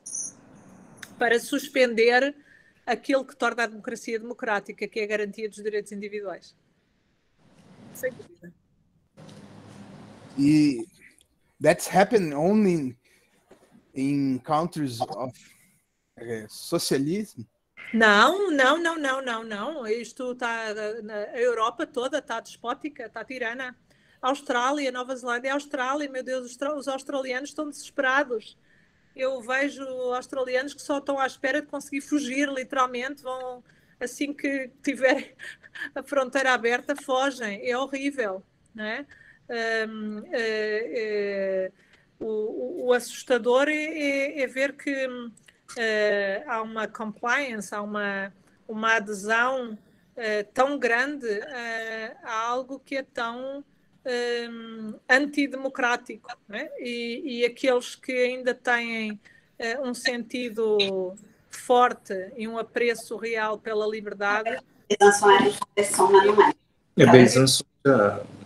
esses apercebem-se do perigo e tentam manifestar-se, mas aí, enfim, nós entramos também num ponto que eu toquei ontem, eu não sei se o Wanderson estava presente, que é a visibilidade ou a invisibilidade que é dada a certas pautas, exatamente porque as redes têm donos e, portanto, eles cancelam e controlam aqueles que podem aparecer. Né? Então, não é? Eu não sei quantos de vocês sabem que há mais de 4 meses que há manifestações semanais em vários países da Europa e na Austrália, inclusive com violência, contra o passaporte sanitário, por exemplo, ou com as medidas absolutamente tirânicas que estão sendo impostas sobre as populações sem nenhum tipo de justificação sequer racional. Né? You said something about the media. It's interesting to note that Globo was always a media from the right. Yes, their position was right, but they are making opposition to Bolsonaro, and Bolsonaro is extremely right. A mídia brasileira não é exceção em relação às outras mídias do mundo, porque todas respondem a interesses. Nós temos que seguir, não é? Follow the money, seguir o dinheiro. Não é? Os financiamentos dizem muito acerca das pautas e dos projetos que são efetivamente financiados. Isso aplica-se a tudo. Não é? Se queremos saber o que está por trás das coisas, temos que perceber de onde está vindo o dinheiro. De onde está vindo o dinheiro. E nós percebemos, assim, nos últimos, eu ia dizer nos últimos 20 anos, mas não temos que ir tão longe, nos últimos 10 anos, e claro, as coisas não podem ser. Isto tem a ver também com a questão da compartimentalização, não é? Que vocês já sabem que eu tento descompartimentalizar, porque para perceber as implicações dos problemas nós temos que dar conta de áreas que não são necessariamente aquelas em que nós nos sentimos mais confortáveis. Não é? Então isso passa pela geopolítica, passa pela economia, pelos mercados financeiros, pelas lógicas político-partidárias dos diferentes países, também dos financiamentos que estão tendo ou não tendo, das políticas de Estado no sentido de receber ou de se vender em posições a outros países, e aí entramos na questão da soberania, da própria manutenção da soberania nacional quando questões essenciais são e quando bens essenciais são postos em jogo, etc. Né? Mas essa do follow the money é geralmente muito reveladora. I read that Lula government, President Lula government, he made a donation of 10 billion reais to Rede Globo. Com certeza mais.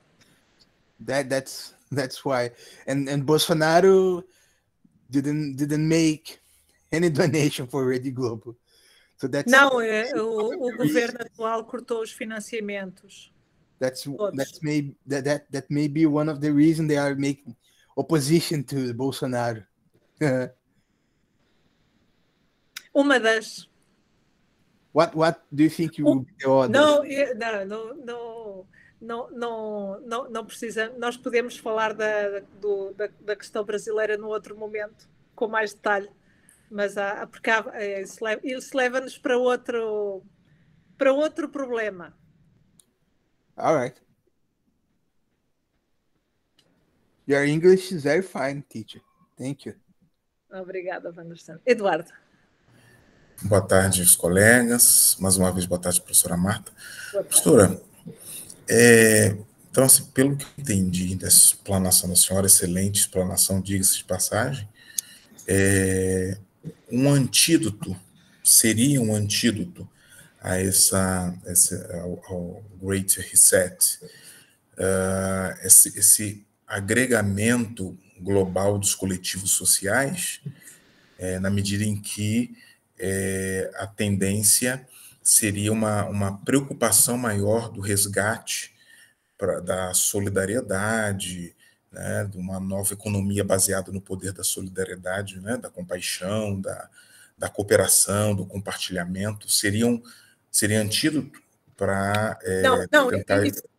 Isso, na verdade, é a proposta deles, não terás nada e serás feliz, ou seja, não precisas de ter propriedade privada porque podes alugar aquilo que precisares, inclusive é para trabalhar.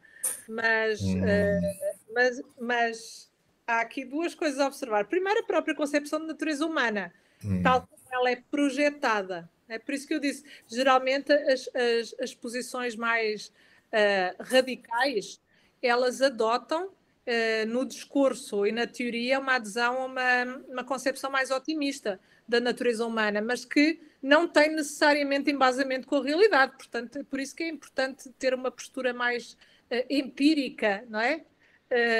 Mais empírica e mais cética, não é? Pensando na palestra do outro dia da professora Sara Albieri, das duas tradições, da tradição universalista e da tradição inglesa, e que é esse contacto com a realidade, com o mundo.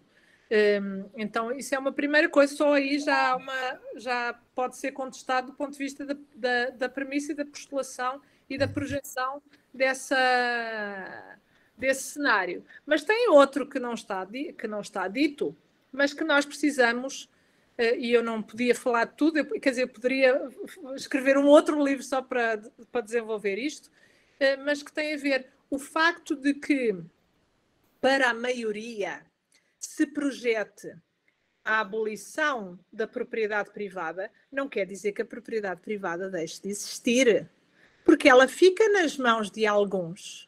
E o que nós vemos hoje, o que tem acontecido a cada creche financeiro, e nós devíamos pensar naquilo que está a acontecer neste momento no mundo, que todo mundo fala da inflação, ontem saíram os resultados da inflação dos Estados Unidos, 6,2%, que é a taxa mais alta nos últimos 30 anos, mas é óbvio que esses 6,2% não correspondem à realidade, porque há 30 anos atrás eles mudaram o critério para medir a inflação. Portanto, a inflação real é muito maior. Então, nós temos a inflação, temos a impressão do dinheiro, como eu disse, esta questão da impressão do dinheiro não é marginal, é uma questão central, porque enfim, tem a ver não só com a psicologia humana, mas com a forma como nós podemos até projetar-nos no tempo, não é? Então, quanto menos o dinheiro vale, mais nós temos incentivos para gastá-lo já, não é? Então, a posição em relação à nossa própria existência varia. Nós passamos a valorizar o presente, o imediato, em detrimento do médio e do longo prazo. Mas não é só isso. É que a impressão do dinheiro cria um aumento dos preços de tudo. Ou seja, nós vamos ter uma inflamação, não é? O valor vai inchar, seja nos mercados financeiros, das ações, dos fundos, etc., no mercado imobiliário. Então, quanto mais a inflação sobe, mais o preço das casas aumenta, e nós pensamos que depois há incentivos porque o dinheiro é impresso pelo Banco Central no Brasil, ou Federal Reserve, os bancos recebem o dinheiro e eles têm um incentivo. Antes havia uma taxa, né, uma percentagem de garantia de que eles tinham que manter esse dinheiro, agora não tem, se foi liberado. Portanto, imagine, imprimem 100, eles podem multiplicar por 10 como crédito, né? Então, esse crédito vai ser feito a partir desses preços que já estão mais elevados. Quando há uma queda, porque as quedas são inevitáveis, né? Tudo que sobe desce, quando há uma queda, e que foi isso que nós vimos com a bolha imobiliária que quase rebentou o sistema financeiro global em 2008, as pessoas que tinham comprado bens, nomeadamente bens imobiliários, por determinado valor, viram uma redução em mais de metade do valor e foram obrigadas a entregar as casas aos bancos. Então, o que acontece quando há injeção de dinheiro? As pessoas são incentivadas para consumir já, até porque o dinheiro desvaloriza, mas no próximo crash, que é inevitável, são os grandes tubarões,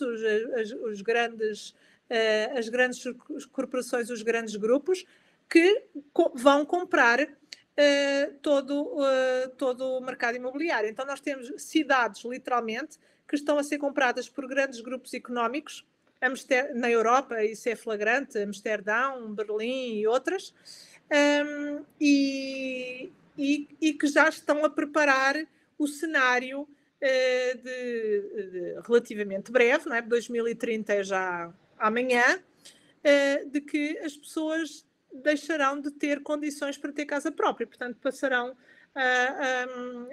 serão obrigadas a alugar, e claro que depois isso há também o mercado, a inflação dentro dos aluguéis. Mas isto para dizer que assim, eu acho que nós temos que cultivar uma atitude de suspeição em relação a tudo, não é? Ou seja, um princípio de prudência apurado, porque dizer que não terás nada e serás feliz ou não precisarás, porque nós vamos pensar numa forma de economia mais colaborativa, etc., há sempre teremos sempre elites que vão concentrar ainda mais a riqueza e os bens, não é? E isso acontece, não é? Então eu falei um pouco também no sentido de alertar para aquilo, parece primeiro para questionar o que é que está por trás até da própria crítica, não é? Da própria crítica da terminologia. A linguagem é muito significativa da forma como estes personagens se referem ao funcionamento democrático e às economias nacionais e ao sistema económico em geral, não é? Mas não quer dizer que eles tenham um interesse, têm um interesse e são benevolentes e um real interesse pelo bem-estar dos indivíduos no mundo, não é? Isso seria, de facto, aderir a uma visão utópica da natureza humana que não tem e nunca teve nenhuma correspondência com a realidade. Então, eu estou a contribuir para essa suspeição, né, de que a esmagadora maioria não terá nada, mas há sempre alguns que terão tudo. Wanderson. Tem mãozinha, Wanderson? Não? Nicole. No. Wanderson. My microphone was off. The price of the goods in United States has increased just as much as the increase in Brazil due to the inflation. Não, o Brasil está com um pouco a inflação está maior, mas nós não podemos comparar o histórico da inflação no Brasil com o histórico da inflação americana, porque os Estados Unidos basicamente não tinham inflação, ou seja, eles desconheciam a realidade da inflação. Nós sabemos o que é a inflação, nem que esteja assim entre o 5% e o 6% e o 15%, nós sabemos o que é a inflação, porque as moedas no Brasil, desde que são criadas, elas não só no Brasil, mas todas as moedas desvalorizam. Exatamente, elas desvalorizam por causa da impressão e da injeção do dinheiro, não é? Quando nós ouvimos os responsáveis pela Federal Reserve dizer os Estados Unidos nunca darão calote, porque basta imprimir dinheiro e o dinheiro it's free, é gratuito. Sim. Não, o dinheiro não é gratuito, porque apenas o que eles imprimiram nos últimos 12 meses, as próximas centenas de anos, os cidadãos terão que pagar. Então, nada é gratuito. Né? Então, isso mostra o desprezo que estas pessoas têm pelo cidadão comum. O desprezo absoluto. Né? E aproveitando-se do facto de que a maioria das pessoas não entende como é que as coisas funcionam.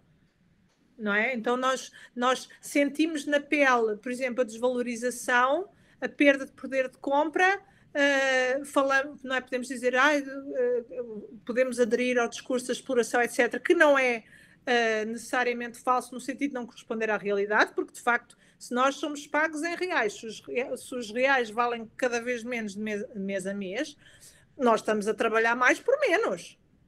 Objetivamente. Né? Então, isso é objetivo. Mas, apesar de nós sentirmos isto, nós não conseguimos perceber porque é que isto acontece. E é preciso que todos nós façamos um esforço extra para perceber a origem dos problemas. E a origem da grande parte dos problemas está no dinheiro. Yes, if we está have... no dinheiro, nas políticas monetárias dos Estados, né? E quando nós percebemos isso, desconstrói-se o mito de que o Estado em geral quer o nosso bem.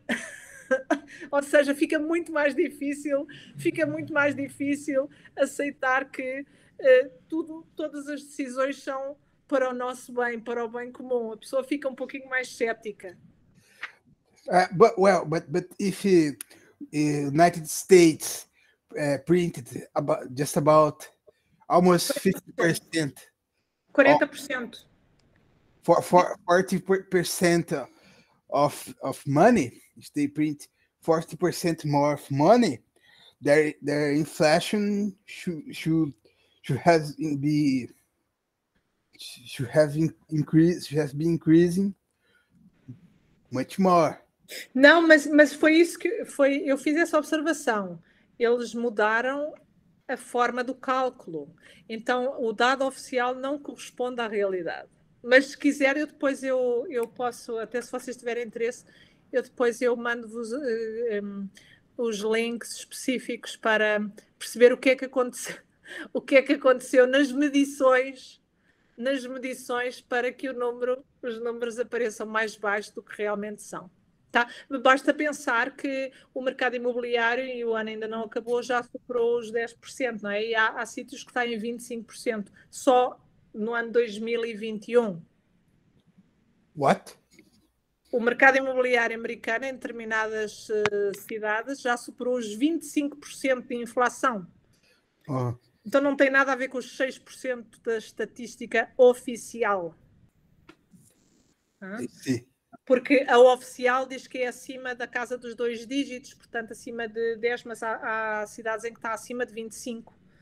Né? Então, quando a pessoa põe tudo na balança, percebe, enfim, mais uma razão para não acreditar dogmaticamente em tudo o que nos é dito. Because it is a principle of the market that if we have few goods circulating in the market and much money printed, the price of the goods will be higher, né? Would increase. Uhum. Mas eu vou-vos mandar isso. All right, I will happily accept. Ok. Nicole. Professora, como que a gente poderia, então, combater a concentração de renda? Se a gente está caminhando para isso, como que se pode combater isso? Então, primeira coisa, apesar de tudo, a defesa da democracia. Apesar de tudo, a defesa da democracia. Porque imaginem, eu imagino que... aliás, vários governos, a União Europeia, mas todos os governos, o Brasil não é exceção, eles estão a discutir o dinheiro digital. O dinheiro digital, que é uma forma Ou seja, dizer, a China já fez isso, já está a implementar o Yuan Digital. Quer dizer, nós já nem precisamos do dinheiro papel porque todo mundo tem celular, né? Então pode ficar tudo no celular.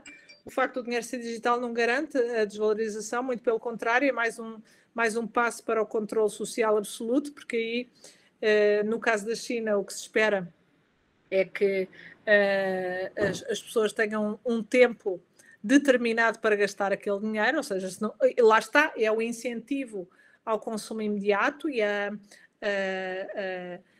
inviabilização, não é? de se projetar a médio e a longo prazo. Mas eu diria, sem uma defesa das liberdades fundamentais, de nada adianta, porque se a pessoa não tem liberdade de movimento e não tem liberdade de expressão e não tem liberdade de associação, tudo cai, tudo aquilo que possa parecer como estratégia não é, alternativa ou estratégia de resistência ou de complementação torna-se inviável, não é? Ou seja, exemplo, não é,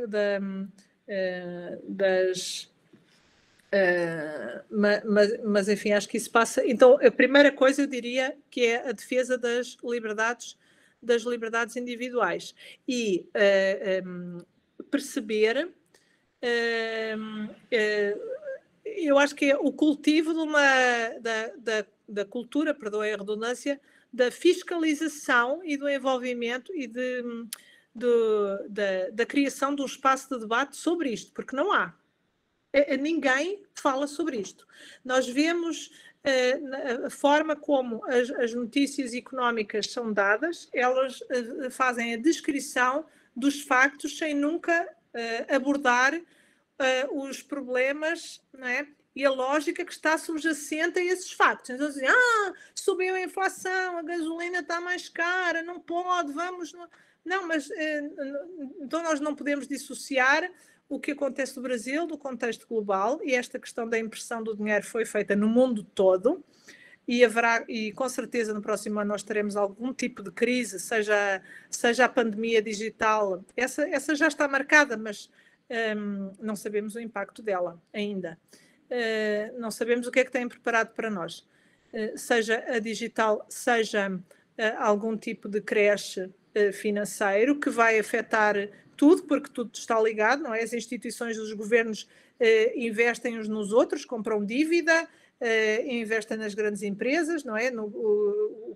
As grandes empresas brasileiras também estão na bolsa, também vão sofrer. Se elas sofrem, tem um impacto indireto na população. Então nós temos que criar um espaço de debate acerca dessas coisas. Mas eu diria que a condição necessária, ou seja, sem aquela não é possível pensar nada, porque nós até poderíamos entrar num discurso num discurso acerca do que é o dinheiro e do que é a reserva de valor. E o dinheiro fiat, o dinheiro que começou com esta associação, e agora a desvinculação dos últimos 30 anos do dólar em relação ao ouro, é recente. Né? Então, nada nos garante, quer dizer, se nós pusermos em perspectiva com a história da humanidade, isto não é uma necessidade histórica, nós podemos arranjar outras formas de pensar o valor, não é? O valor. E de pensar, eu diria, se nós cumprirmos também a tarefa do secularismo, da divisão, da separação da Igreja e do Estado, eu diria, não é? Se eu trabalhasse na área económica e tivesse competência para fazer um estudo nessa área, que nós devíamos advogar pela separação do dinheiro do Estado. Ou seja, eliminar os bancos centrais. Eliminar os bancos centrais, eliminar a centralização tirânica da impressão do dinheiro, porque nós não temos qualquer tipo de controle. Então, há outras formas de pensar o valor e a reserva de valor e o dinheiro enquanto troca, não é? Moeda de troca, que não tem que ser tal como nós pensamos, é o real, é necessariamente o real, ou seja, e nós podemos pensá-lo de forma mais descentralizada para evitar que um grupo de alguns consigam tomar decisões que afetam drasticamente a todos. Mas para isso é preciso uma discussão, é preciso uma educação financeira e económica, e é preciso a garantia das liberdades fundamentais. Se nós não tivermos liberdade, nada adianta. Não é? Porque o Estado, a tendência do Estado, e nós vemos do Estado democrático, é uma concentração cada vez maior de poder para si. Não é? Ou seja, que era uma coisa que o Tocqueville já nos alertava. Tenham cuidado com isso, porque a centralização administrativa conduz à tirania, não é? E ao despotismo, e depois é muito difícil libertar-se. Então eu diria que há resguardar e defender as liberdades individuais, as liberdades associadas a uma vida democrática, que passa também pelo pluralismo, e à separação do Estado e do dinheiro, a eliminação do Banco Central e a aposta numa descentralização de valor. So teacher, do you think we should privatize the central banks? Não, é simplesmente eliminá-lo, porque há outras moedas. Nós não precisamos de... Nós até poderíamos... nós não precisamos de é assim, se nós... Reparem, se há quem tenha a audácia de propor e de já projetar e estar a dar os passos para uma nova ordem mundial, nós podemos fazer o mesmo, pensar uma nova ordem mundial, mas que garanta as nossas liberdades fundamentais, porque nesta nova ordem mundial proposta, as nossas liberdades são absolutamente erradicadas. Então, assim, e a coisa ainda não aconteceu, embora estejamos a dar passos largos para ela. Então, se nós identificarmos a liberdade e se nós tivermos a coragem para defender a liberdade acima de todos os outros valores, porque os outros valores não quer dizer que eles não sejam importantes, mas eles têm que submeter a esta, porque sem esta não temos nada. Aí nós podemos, sim, nós podemos ter uma discussão acerca, e há cabeças muito boas que pensam nisto, não é? Eu não sou especialista, mas eu sei que há gente brilhante aí, graças a Deus, pelo mundo, que pensa exatamente nisto, em formas de descentralização de tokens, não é? Não seria de moedas no sentido que nós pensamos no dinheiro tradicional, mas de outras formas de comprar e vender e de garantir essa reserva de valor protegida da inflação arbitrária dos Estados nacionais. Because the centralization of the money could also be a tool for corruption, né? Sim, mas os corruptos não precisam da descentralização, porque eles já são corruptos com a centralização e com o dinheiro nacional. Portanto, isso é o argumento exatamente que eles gostam de dar. Não, porque se for descentralizado há mais desvio. Não, é mentira. No, I meant the contrary. The centralization is a tool for the corruptors. Sim, sem not dúvida. The decentralization. Sem dúvida, mas curiosamente é o argumento que dão. Temos que ter cuidado porque o que for alternativo, o que não for dominado pelo Estado pode dar asa à corrupção. Não, mas olha para o mundo, para a história, não é? A corrupção dá-se exatamente através das instituições e das moedas nacionais. Não é? Então, eu acho que por princípio, não é? Acho que há uma associação implícita entre democracia e descentralização em relação a tudo, não é? Porque quanto mais descentralizado for, mais liberdade nós temos de facto, não como princípio, não como ideia, mas de facto, não é? Porque amplia as nossas escolhas. Eu não tenho escolha, eu disse assim, eu não queria receber o meu salário em real, mas também não queria receber o meu salário em dólar, é tudo uma droga. Né? Então, eu acho que diante desta proposta tirânica dos tecnocratas, nós poderíamos pensar numa outra proposta que concretize essa promessa nem sempre realizada da liberdade, não é? There could be a global kind of coin, you think? Não, mas não precisa, mas podem existir muitas, porque as moedas podem coexistir. O segredo é a descentralização. Porque não é, quanto mais descentralizado for, melhor. Porque aí não há nenhum indivíduo ou nenhum grupo a quem se possa chantagear ou impor para fazer determinadas coisas. Então acho que são princípios da descentralização, da transparência, da publicidade, que são princípios democráticos, não é? Do pluralismo, e nós podemos pensar assim a nível o dinheiro em si não é assim, a moeda nacional é assim, quem ganha com as moedas nacionais são os Estados e as instituições financeiras, nunca são as pessoas. Nunca são as pessoas. Enfim, isto depois pode nos levar para a discussão mais,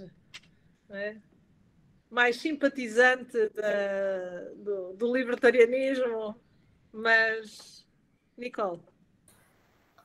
Mas a professora sabia que o Brasil tem 81 moedas além do real, que são as moedas comunitárias? Geralmente são em cidades menores. Eu já ouvi qualquer coisa sobre isso em comunidades menores, isso, mas eu não as conheço. Mas a questão é, exato, então eu teria que ver como é que elas operam e se elas estão centralizadas ou não, né? Porque a pessoa tem que ver o modo de operação, a rede, não é? Que tecnologia utilizam, o que seria o tokenomics, que é o white paper, não é? O protocolo para o funcionamento dessas moedas. Então aí tem que estar especificado o modo de funcionamento, as regras do jogo, a questão da descentralização, da separação dos controles mútuos, a transparência, a fiscalização e a inflação ou deflação, porque há moedas que podem ser deflacionárias e não inflacionárias. Por exemplo, uma moeda foi criada para atender a esta comunidade, mas está previsto o quê? A cada ano, quer dizer, os criadores ou a equipa de manutenção, mesmo que seja mais centralizada ou menos descentralizada, fica desse total de moedas em circulação, quantas são postas à disposição do mercado, ou seja, das pessoas, quantas ficam retidas. Há aumento dessas moedas, desses tokens em circulação de forma anual ou há diminuição? Tudo isso, né? Então isso teríamos de fazer análises de cada uma delas. Mas o princípio do que eu me lembro dessa discussão é exatamente para... com certeza para evitar taxas de serviços, porque as taxas bancárias são sempre altíssimas, e esse é um dos objetivos, é exatamente cortar ao mínimo as taxas de transação e permitir uma democratização no sentido do próprio acesso ao dinheiro e à capacidade de reservar. Isso na Ásia, então no Brasil, sim. Eu não sei dizer quantas pessoas no Brasil não têm conta bancária, mas eu posso dizer que há vários países e continentes, não é, que a esmagadora maioria da população não tem, nunca teve acesso a uma conta bancária. E, portanto, essas formas de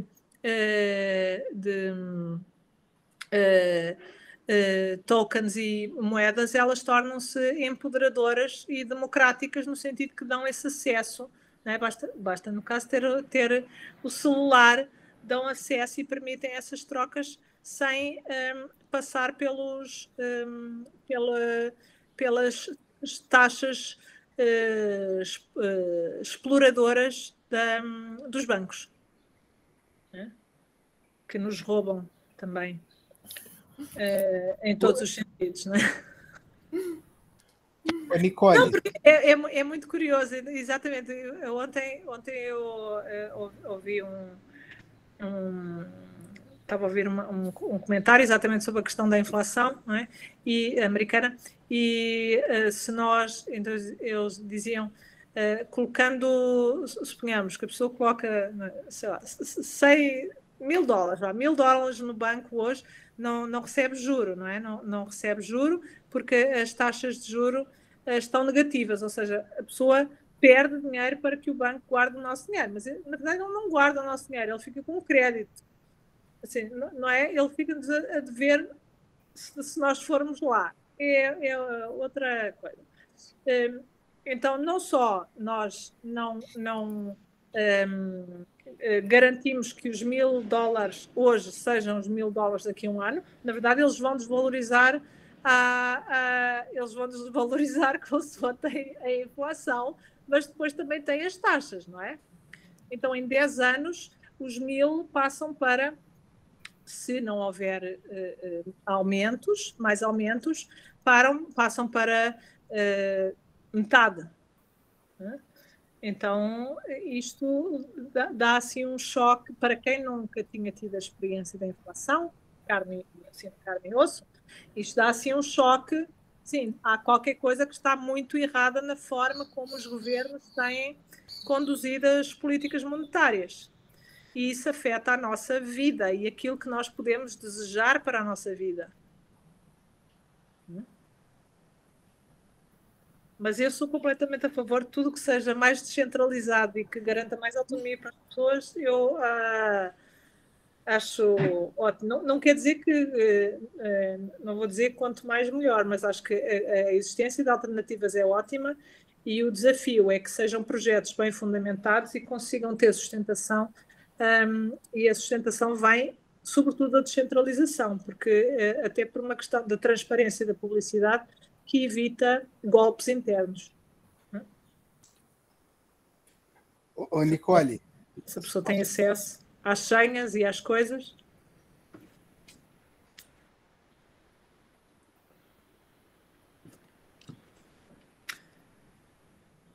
Muito bem. Então, se mais ninguém tem nenhuma questão, eu fiquei contente. No próximo ano nós podemos fazer uma planificação para tocar nestes temas com mais detalhe. Will our next meeting be tomorrow? Yes.